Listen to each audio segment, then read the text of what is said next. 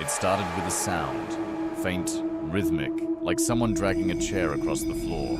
Only, it wasn't coming from my apartment. It was coming from the one above mine. The problem? No one lived there. The landlord had told me when I moved in that the top floor was sealed. Old pipes, unstable flooring, he'd said. But lately, every night at exactly 2:43 a.m., I'd hear footsteps, slow, heavy, from one corner of the ceiling to the other. At first, I tried to ignore it. Then I started recording the sound, but every time I pressed record, it stopped. Dead silence. Until I stopped recording. Then the footsteps came back.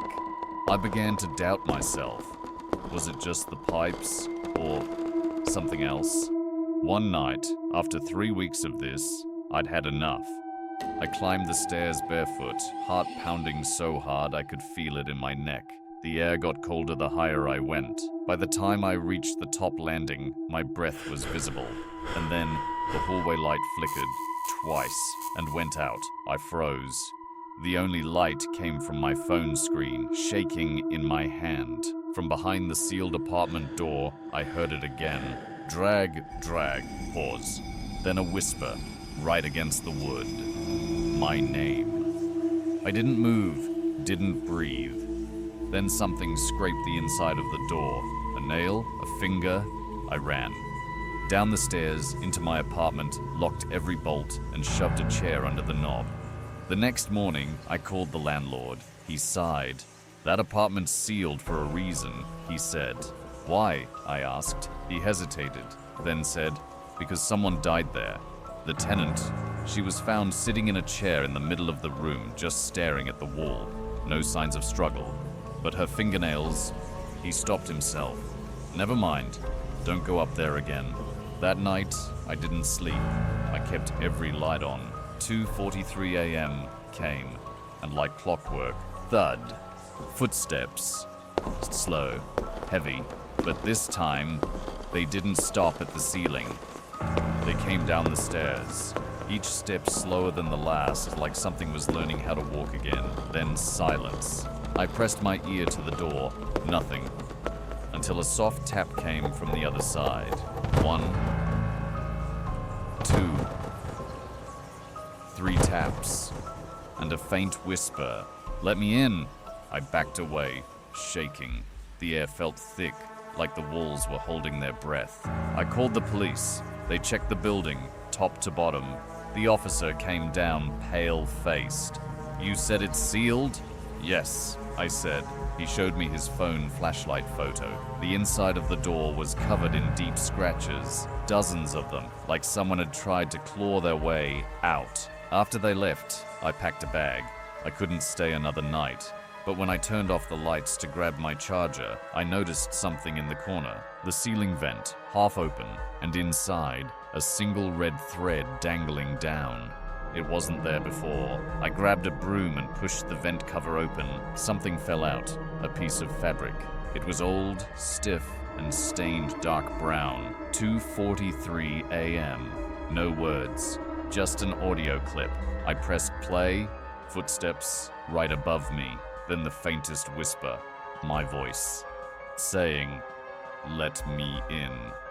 My heart stopped. I dropped the phone.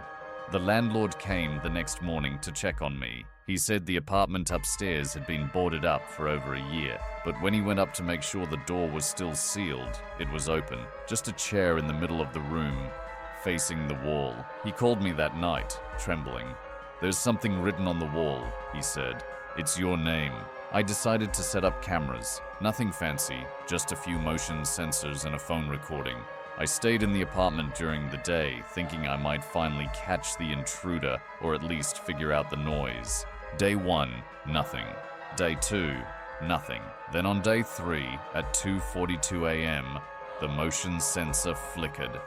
My stomach sank. I watched the live feed. The chair in the middle of the sealed apartment moved, slowly, creaking, scraping. Then, it turned to face the camera. No one was there, but the shape was human. Tall, thin, darker than shadow. its head tilted unnaturally. It stared straight at the lens. I couldn't breathe. I dropped my phone. When I picked it up again, it was gone. The following night, I didn't sleep at all. I heard whispers from all directions, not just upstairs, from the walls, from the vents, from inside my closet. By morning, my apartment smelled like decay, like something had been lying in the dark for decades. I packed everything I could carry, but when I opened the front door, footsteps, heavy, dragging, behind me, no one there.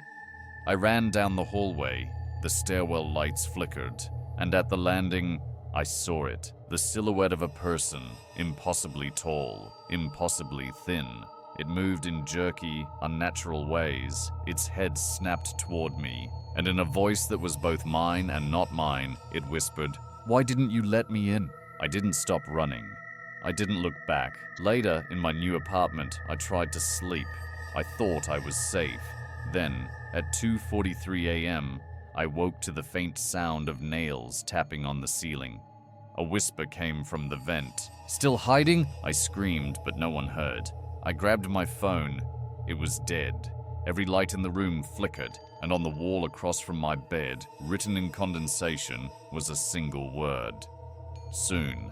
I tried to convince myself it was imagination, until I heard footsteps walking across my floor. Light, deliberate, impossible. Then the whisper again, closer this time. "Why run? You can't escape." Now, wherever I sleep, I keep my phone on the floor, recording. I've played back every clip. Nothing, but I know it's still there, because sometimes, just before 2:43 a.m., I hear the faintest scrape of nails, and my name. And if you're still listening, alone in the dark, remember, it likes attention. It likes people who stay too long, so maybe pause this video, or maybe it's already looking at you. Because last night, I moved into a new apartment, and at 2:43 a.m., someone started walking again, upstairs. Hit that next video if you don't want it to call your name at 2:43 a.m.